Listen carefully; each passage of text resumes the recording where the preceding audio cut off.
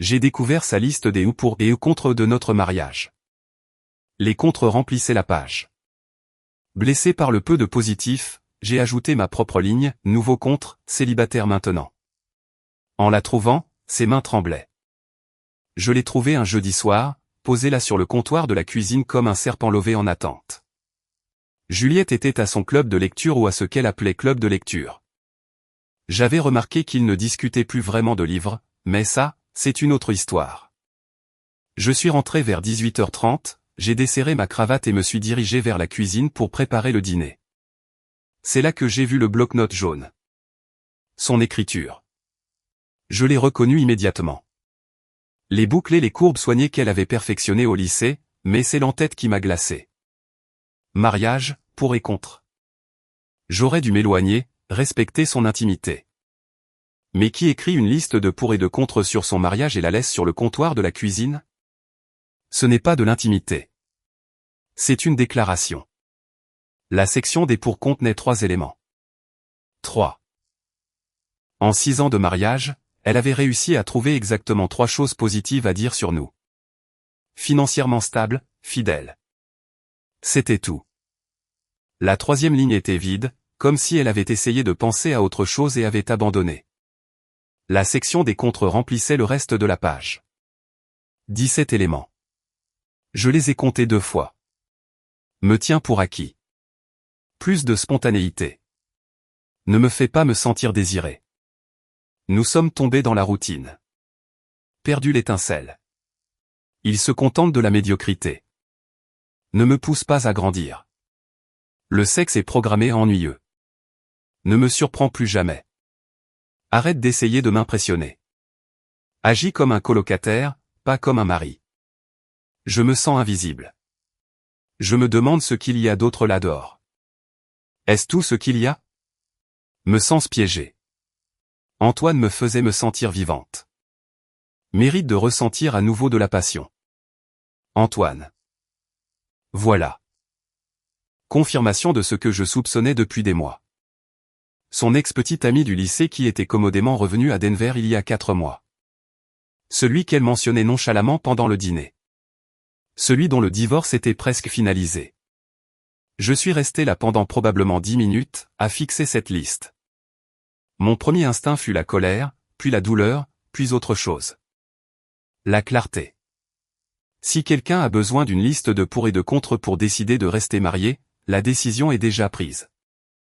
La liste n'est qu'une permission. J'ai pris un stylo dans le tiroir. Au bas de sa section des contre, de ma propre écriture, j'ai écrit « Nouveau contre, célibataire maintenant. Profite de ta liberté. » Puis je suis monté et j'ai fait mes bagages. Assez pour quelques jours. J'ai pris mon ordinateur portable, mon chargeur, l'essentiel. Quand je suis redescendu, j'ai déposé ma bague de mariage délicatement sur la liste. Juste au-dessus du mot « piégé ». J'ai envoyé un SMS à mon ami Grégoire. Je peux squatter chez toi. J'expliquerai en arrivant. Sa réponse est venue instantanément. Portes ouvertes. Avant de partir, j'ai sorti mon téléphone et envoyé à Juliette un seul SMS. J'ai trouvé ta liste. J'ai pensé t'aider à la résoudre. Les papiers arrivent bientôt. Puis je suis sorti de notre maison, je suis monté dans ma voiture et j'ai roulé jusqu'à Capitol Hill. La liberté m'a frappé quelque part autour de Spear Boulevard. Pas le bonheur exactement, juste l'absence de poids. Grégoire m'a accueilli à la porte de son appartement avec une bière et un regard complice. Il n'a pas posé de questions tant que je n'étais pas assis sur son canapé, mon sac à mes pieds. Alors il a dit, « Qu'est-ce qui s'est passé ?» Je lui ai parlé de la liste. Je lui ai montré la photo que j'avais prise avant de partir. Ses sourcils montaient plus haut à chaque ligne qu'il lisait. Antoine me faisait me sentir vivante. Il a sifflé doucement. « Mec, ce n'est pas un exercice de thérapie. C'est une stratégie de sortie. » C'est ce que je pensais. Et tu es juste parti. Tu n'as pas attendu qu'elle rentre. Tu n'as pas exigé d'explication. J'ai bu une longue gorgée. Qui a-t-il à expliquer? Elle l'a exposé assez clairement. 17 raisons pour lesquelles elle est malheureuse. 3 raisons pour lesquelles elle reste. Et ces 3 raisons sont essentiellement que je suis un gagne-pain fiable. Grégoire a hoché la tête lentement. Alors, quel est le plan? Appeler l'avocat en divorce. Avoir un rendez-vous lundi matin. Tu ne vas même pas essayer de arranger les choses. Je l'ai regardé. Arranger les choses. Elle me trompait émotionnellement depuis des mois. La liste n'était pas le problème. C'était juste la preuve. Mon téléphone a commencé à vibrer vers 21h47.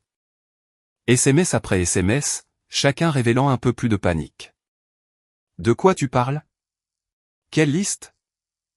Damien, ce n'est pas drôle. Où es-tu? Tu réagis sérieusement de manière excessive. C'était juste un exercice de thérapie. Ma thérapeute m'a dit d'écrire mes sentiments. Tu ne peux pas partir comme ça. Nous devons parler. Grégoire les a lus par-dessus mon épaule. Exercice de thérapie. Classique, n'est-ce pas? La plupart des exercices de thérapie n'incluent pas de comparer votre mari de manière défavorable à votre ex-petite amie. Les SMS continuaient d'arriver. Je n'ai répondu à aucun d'eux. Vers 23h, elle était passée de la colère au désespoir. Je suis désolé. S'il te plaît, rentre à la maison. Nous pouvons arranger ça. J'ai posé mon téléphone face contre la table basse et j'ai fini ma bière. Le lendemain matin, je me suis réveillé avec 23 appels manqués. Les messages vocaux étaient un voyage à travers les 5 étapes du deuil. Sauf qu'elle avait sauté l'acceptation et était bloquée sur la négociation.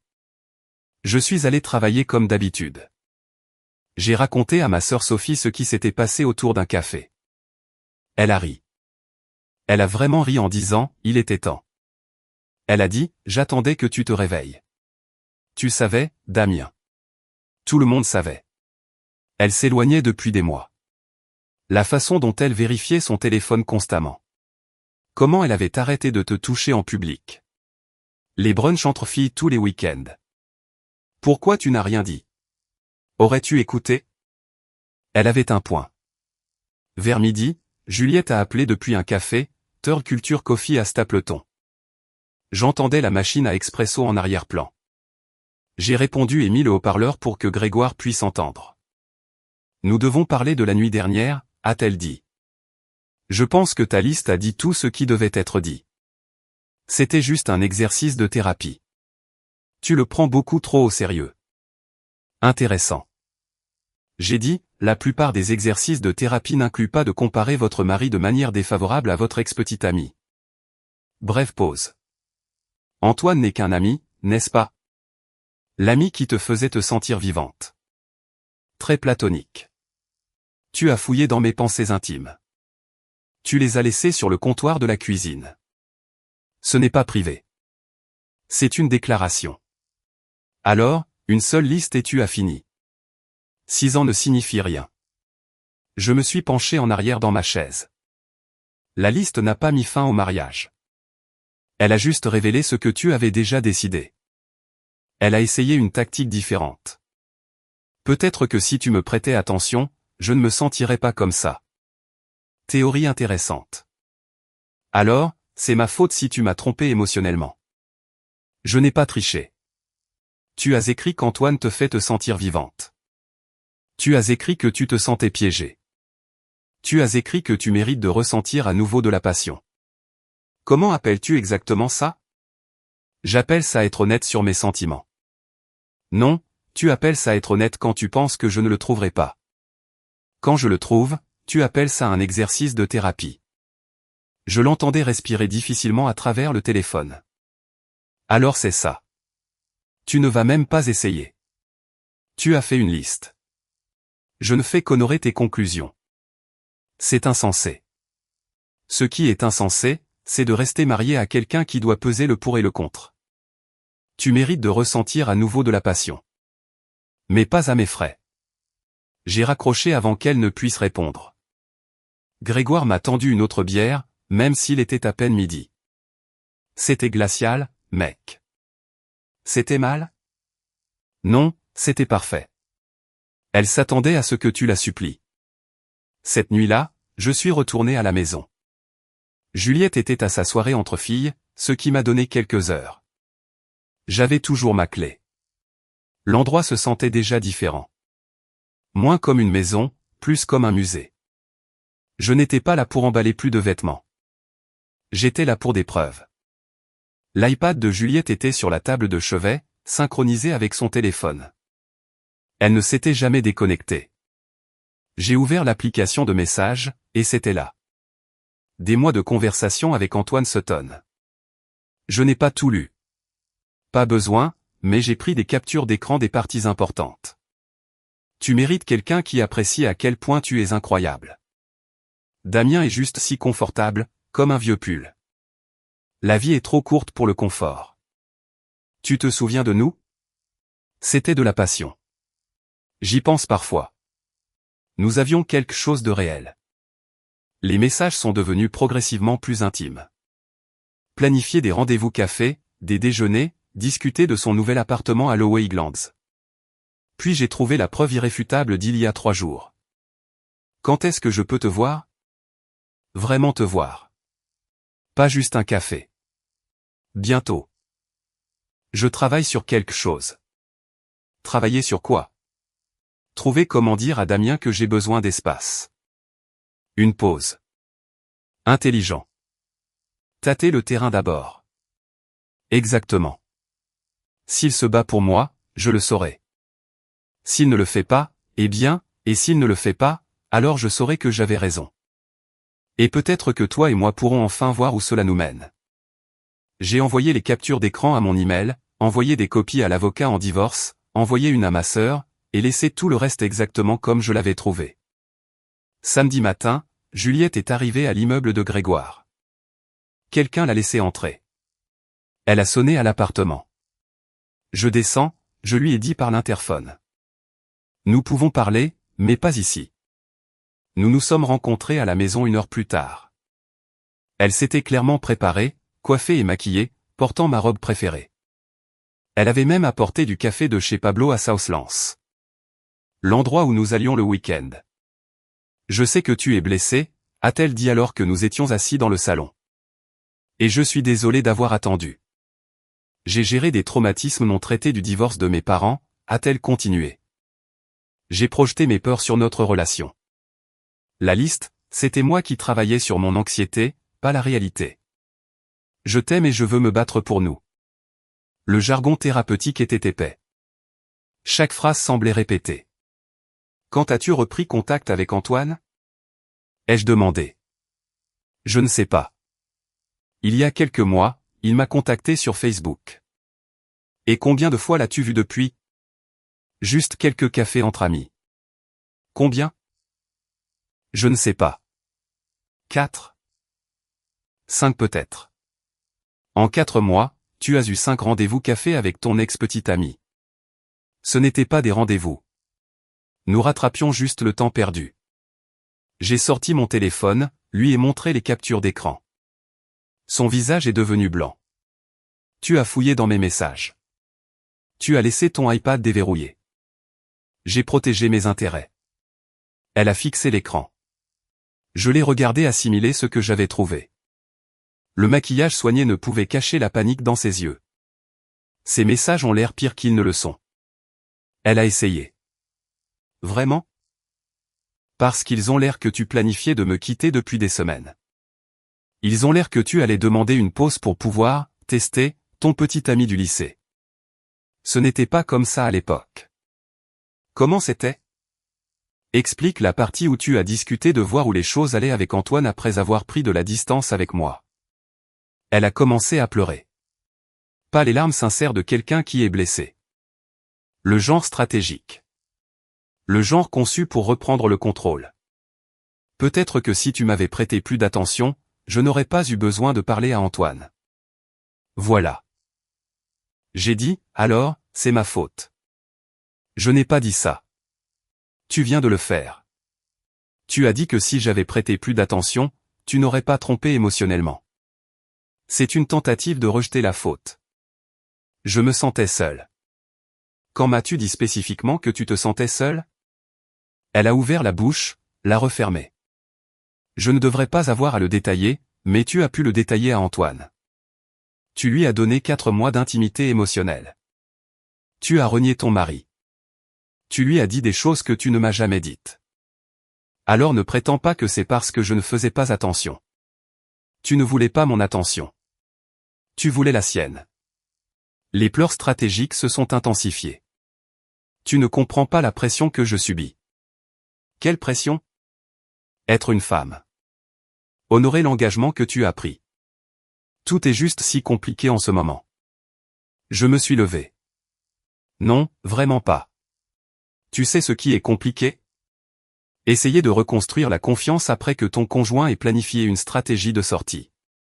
Tu sais ce qui est simple? Décider si tu veux être marié ou non. Ce n'est pas si noir et blanc. En fait, si. Soit tu veux être marié à moi, soit tu ne le veux pas. Aucune liste ne change ces faits fondamentaux. Elle a changé de tactique à nouveau. Je vais couper tout contact avec Antoine. J'arrêterai de voir ses amis. Nous pouvons aller en thérapie de couple. Je ferai tout ce qu'il faut. Voici ce que je comprends, ai-je dit, en marchant vers la fenêtre. Tu ne veux arranger ça que parce que ton plan n'a pas marché. Si j'avais supplié et promis de changer, tu aurais pris ta pause. Tu aurais testé les choses avec Antoine. Quand j'ai bluffé, soudain tu veux travailler sur nous. Ce n'est pas de l'amour. C'est la panique de perdre ton plan de secours. Ce n'est pas juste. Tu veux parler de justice? Juste aurait été que tu viennes me voir avec tes préoccupations. Juste aurait été que tu travailles sur notre mariage au lieu de planifier de le quitter.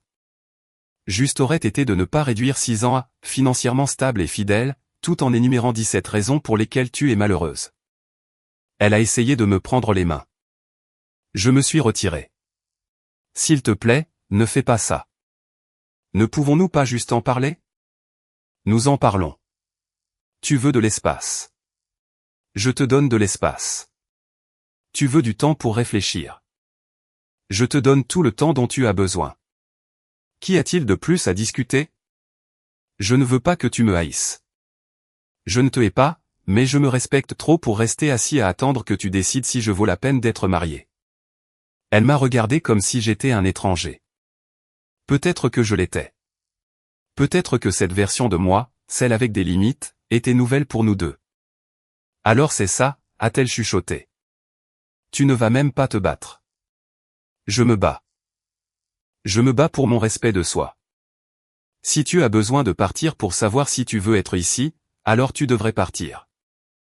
Mais ne confonds pas mon respect de soi avec un manque d'amour. Elle est partie en pleurant. Les SMS ont recommencé dans les 30 minutes. Je n'ai répondu à aucun d'eux.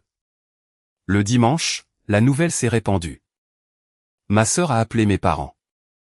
Mes parents m'ont invité à leur dîner hebdomadaire à Cherry Creek.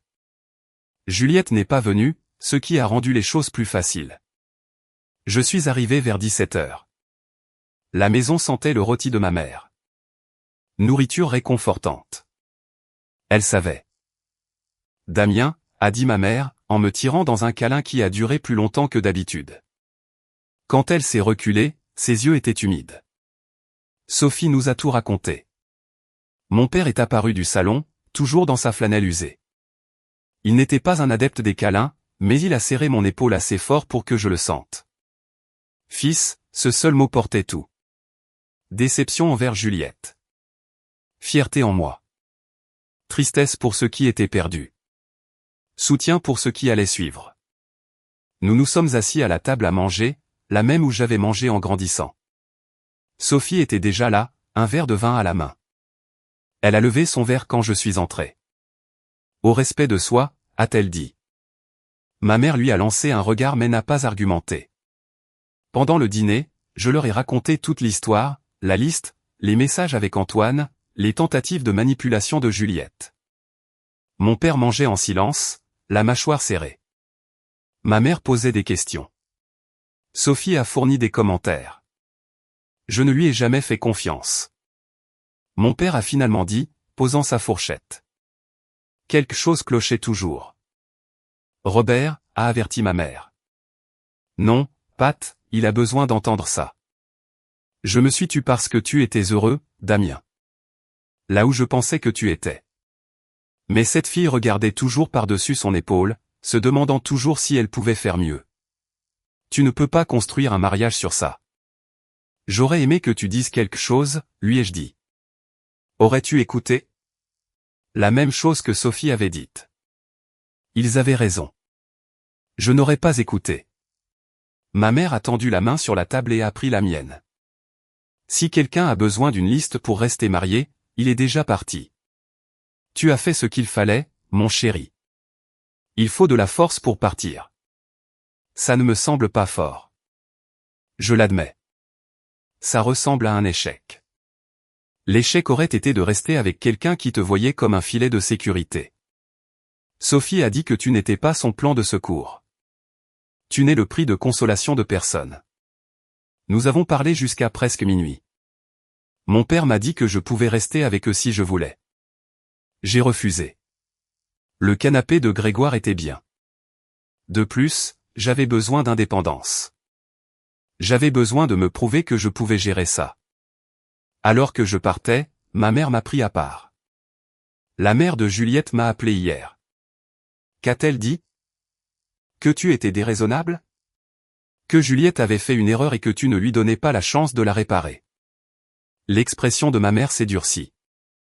J'ai dit à Linda que sa fille avait fait un choix, pas une erreur. Les choix ont des conséquences. Elle n'a pas apprécié ça. Merci, maman. Tu mérites mieux que d'être la liste de pour et de contre de quelqu'un, Damien. Tu mérites d'être le seul choix de quelqu'un.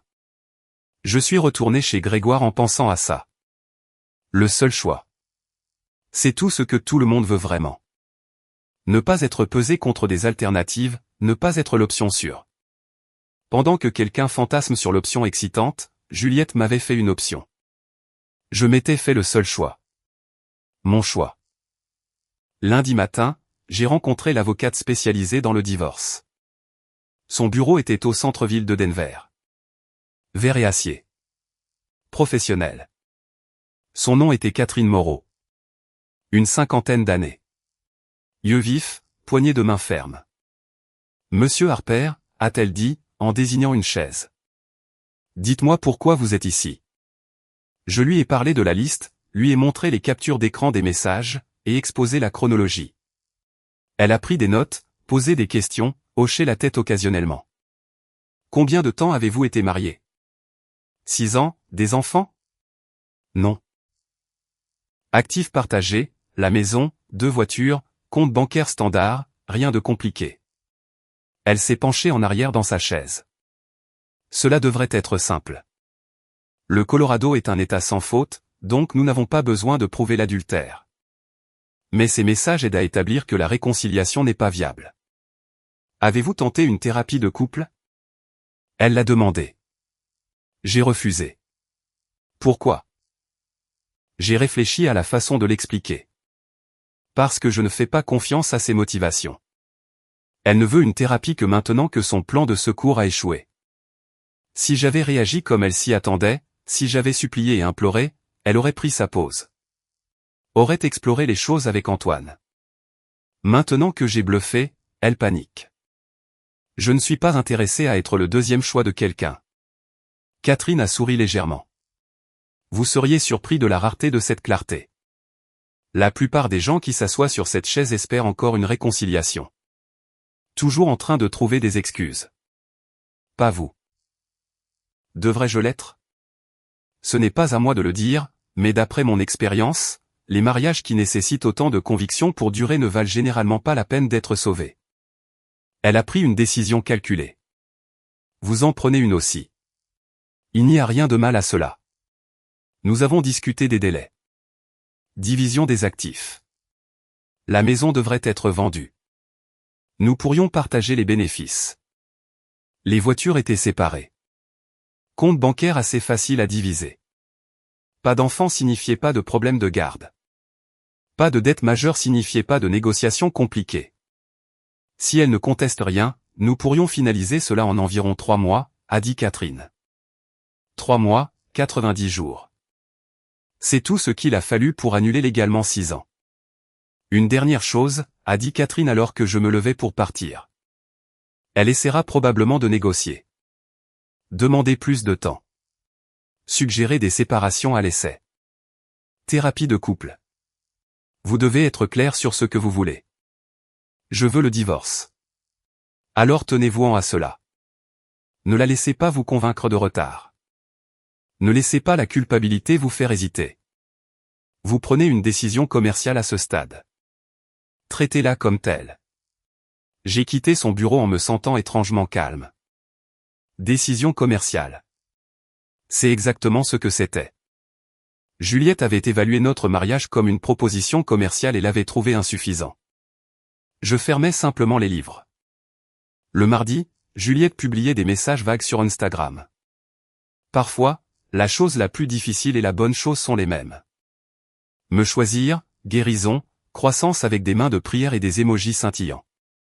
Ses amis ont commenté leur soutien. Ils ne connaissaient pas encore toute l'histoire. Au travail, je suis resté concentré, occupé par mes projets, mais la nouvelle s'était répandue d'une manière ou d'une autre. Denver est une petite ville en ce qui concerne les cercles sociaux.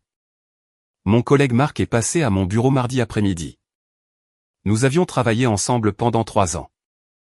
Déjeunions occasionnellement. Il connaissait Juliette des événements de l'entreprise. Et mec, a-t-il dit, en s'appuyant contre la paroi de mon bureau. J'ai entendu. Je suis désolé. Les nouvelles voyagent vite. Juliette a posté quelque chose de cryptique. Ma femme la suit. Faire le lien. Il a fait une pause. Pour ce que ça vaut, j'ai toujours pensé que tu étais trop bien pour elle.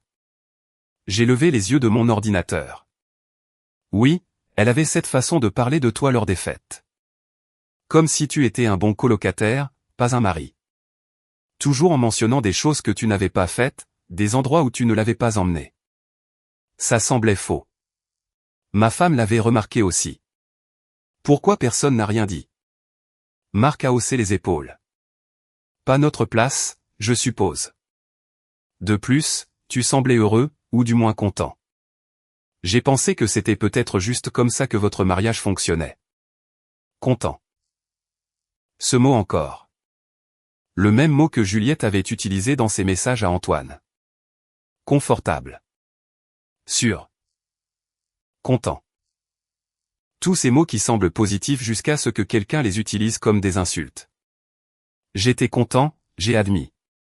Je pensais que c'était suffisant.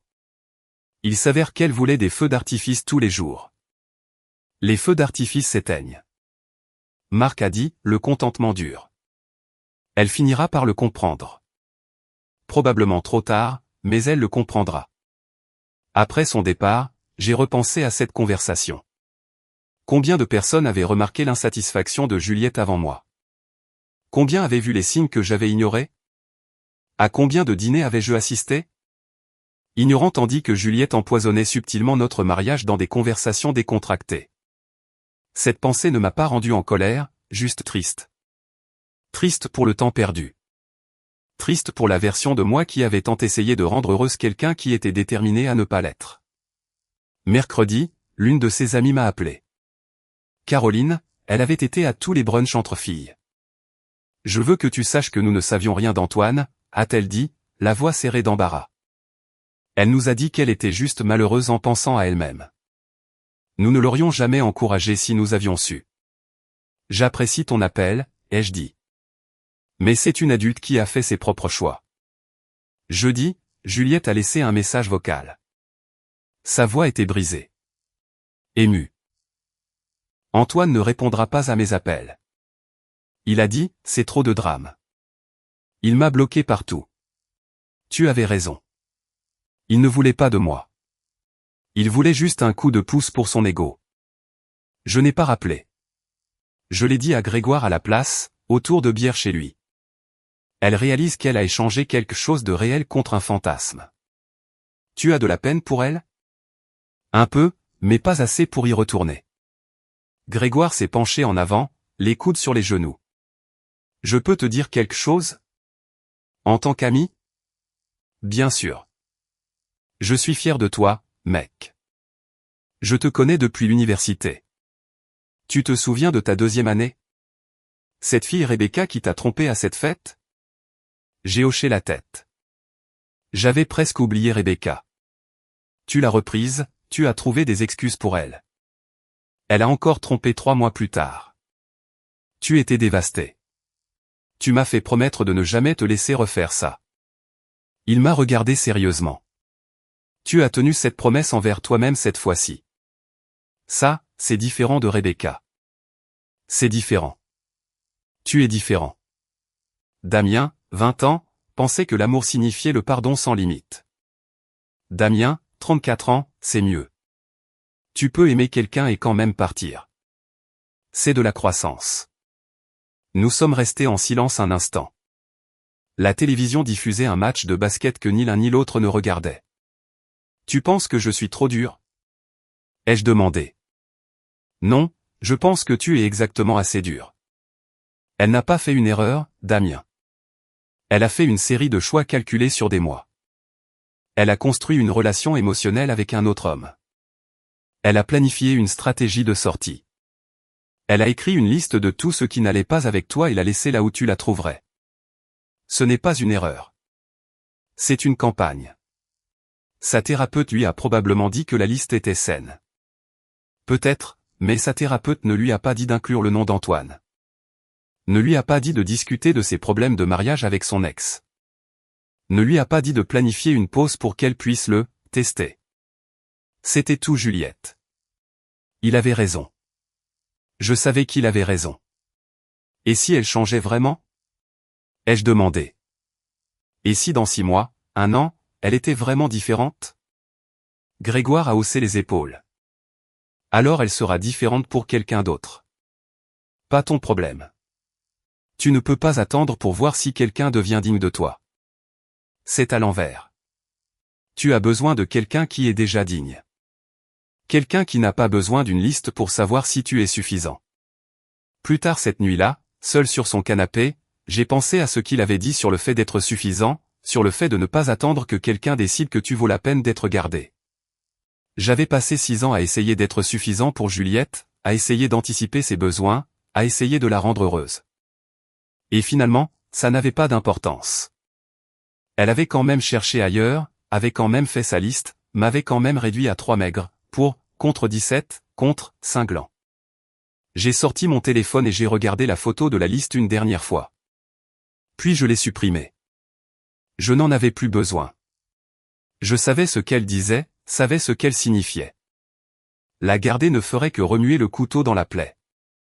Le lendemain matin, je me suis réveillé en me sentant plus léger. Vendredi, une semaine après avoir trouvé la liste, Juliette est apparue à mon bureau. La réceptionniste m'a appelé. J'ai accepté de déjeuner à Snooze près de Union Station. Elle avait quitté son groupe d'amis, coupé les ponts avec Antoine, commencé une nouvelle thérapie, lu des livres sur le mariage. Je sais que ce que j'ai fait était mal, a-t-elle dit sur des œufs et du café. Je sais que je t'ai blessé. Je sais que je ne mérite pas une autre chance, mais je demande quand même. Pourquoi veux-tu sauver le mariage? Parce que je t'aime. Parce que j'ai réalisé ce que j'avais ou parce qu'Antoine ne voulait pas de toi et que tu as peur d'être seul? Elle a eu les larmes aux yeux. Ce n'est pas juste, n'est-ce pas? Laisse-moi te demander quelque chose. Si Antoine t'avait voulu, serais-tu ici en ce moment? Longue pause. Trop longue. Je ne sais pas. Peut-être pas. Au moins, tu es honnête maintenant. Mais je suis là. Ça devrait compter. Ça compte pour quelque chose, juste pas assez. Elle a supplié, a demandé ce qu'elle pouvait faire, ce qu'il faudrait, comment elle pourrait prouver qu'elle avait changé. Tu ne peux pas prouver que tu as changé en une semaine. J'ai dit, le vrai changement prend des mois, des années, et je ne te dois pas le temps de te regarder essayer. Tu as cassé quelque chose qui ne peut pas être réparé. Alors, tu dis qu'il n'y a aucune chance? Je dis que tu as tué quelque chose. Tu ne peux pas le ressusciter par la force de la volonté. 2 semaines plus tard, sa thérapeute a demandé une séance conjointe. J'ai accepté après avoir vérifié avec mon avocat. Le bureau était à Capitol Hill. Territoire neutre professionnel. Le docteur Reynolds a essayé de faciliter la communication. Juliette a parlé de ses besoins non satisfaits. J'ai présenté ma chronologie et mes preuves. Damien, Que pensez-vous des efforts de Juliette pour se réconcilier? A demandé le thérapeute. Je pense qu'elle fait le travail qu'elle aurait dû faire avant de chercher à l'extérieur du mariage. Je respecte l'effort, mais ma confiance est partie. On ne peut pas remettre le dentifrice dans le tube. Juliette sanglotait dans un mouchoir. J'ai tout gâché pour rien. Antoine ne voulait même pas de moi. Et maintenant je t'ai perdu toi aussi. J'ai échangé de l'or contre des ordures. J'ai ressenti de la sympathie, mais pas assez pour rester. J'espère que tu trouveras ce que tu cherches, ai-je dit, en me levant. J'espère que tu en tireras des leçons. Mais ce voyage ne m'inclut pas. Damien, attends. S'il te plaît. Je suis désolé, Julie. Vraiment. Mais je suis plus désolé pour ce que tu as fait que pour ce que je fais. Je suis sorti. 3 semaines après avoir trouvé la liste, les papiers de divorce ont été signifiés. Non contesté. Pas d'enfant. Simple division des actifs. La maison a été mise en vente. Juliette a déménagé dans un appartement dans les Highlands. Je suis resté chez Grégoire. L'agent immobilier est passé un mercredi matin. Femme professionnelle nommée Patricia. Elle a traversé chaque pièce en prenant des notes, en faisant des suggestions. Vous voudrez dépersonnaliser, a-t-elle dit. Retirer les photos de famille. Peindre sur le mur d'accent dans la chambre. Le rendre neutre pour que les acheteurs puissent s'y imaginer. Juliette et moi nous sommes rencontrés à la maison ce week-end pour commencer à emballer. Première fois que nous étions seuls ensemble en 2 semaines. L'air était lourd de choses non dites. Nous avons surtout travaillé en silence. Elle a pris le salon. J'ai pris la chambre. Nous avions convenu de ce qui appartenait à qui. Pas de dispute sur les possessions, juste la dissolution tranquille d'une vie partagée. J'ai trouvé notre album de mariage dans le placard. Relié en cuir, cher. Sa mère avait insisté. J'ai ouvert à une page au hasard. Juliette dans sa robe blanche, moi dans mon smoking, nous deux souriant comme si nous avions gagné à la loterie. Tu peux garder ça, a dit Juliette depuis l'encadrement de la porte. Je ne l'avais pas entendu arriver. Je n'en veux pas. Elle a secoué la tête. Trop douloureux. J'ai fermé l'album. Tu veux de la douleur?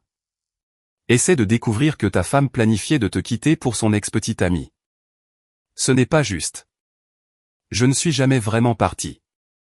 Seulement parce que je suis parti en premier. Elle s'est appuyée contre l'encadrement de la porte. Tu penses que si je n'avais jamais fait cette liste, nous serions encore ensemble? Probablement, mais ça ne veut pas dire que nous serions heureux. J'étais heureux parfois. Parfois, ce n'est pas suffisant, Juliette.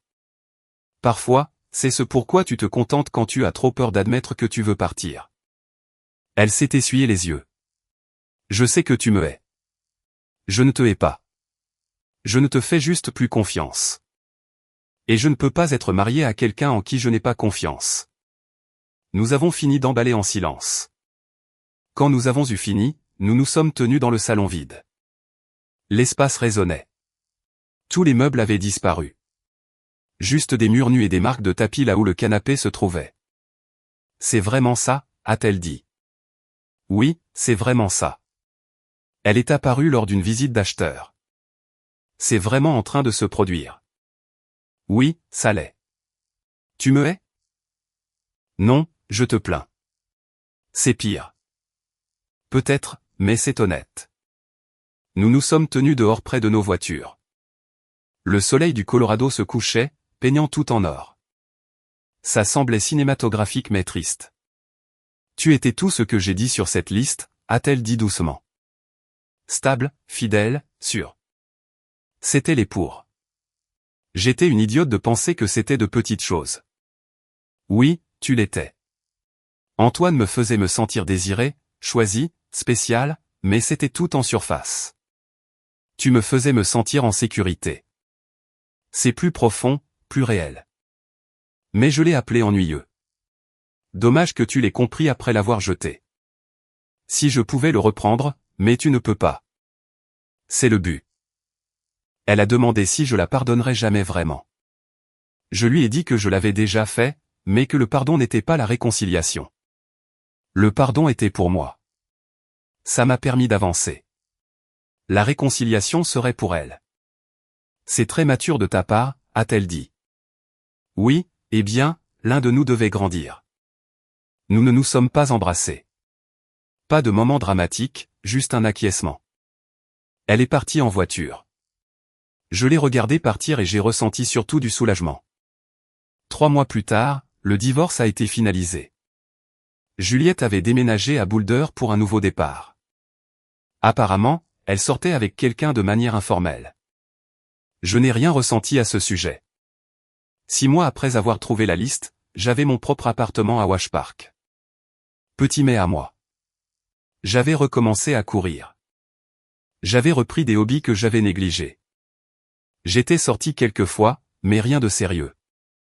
Un matin, en courant autour de Washington Park, j'ai vu Juliette avec quelqu'un de nouveau. Elle m'a vu, s'est raidie. J'ai salué poliment et j'ai continué à courir. Je n'ai pas regardé en arrière. Elle avait l'air différente, comme si elle essayait trop fort. Peut-être que ça marcherait avec le nouveau gars. Peut-être pas. Dans tous les cas, ce n'était pas mon problème. Ce soir-là, je me suis servi un whisky et j'ai regardé l'horizon de Denver depuis la fenêtre de mon appartement. J'ai pensé à la liste, à ce que j'avais appris. Les gens vous montrent qui ils sont. Croyez-les la première fois. Si quelqu'un a besoin de peser le pour et le contre pour rester marié, il a déjà décidé. Les contres n'étaient pas à propos de moi. Ils étaient à propos d'elle voulant la permission de partir.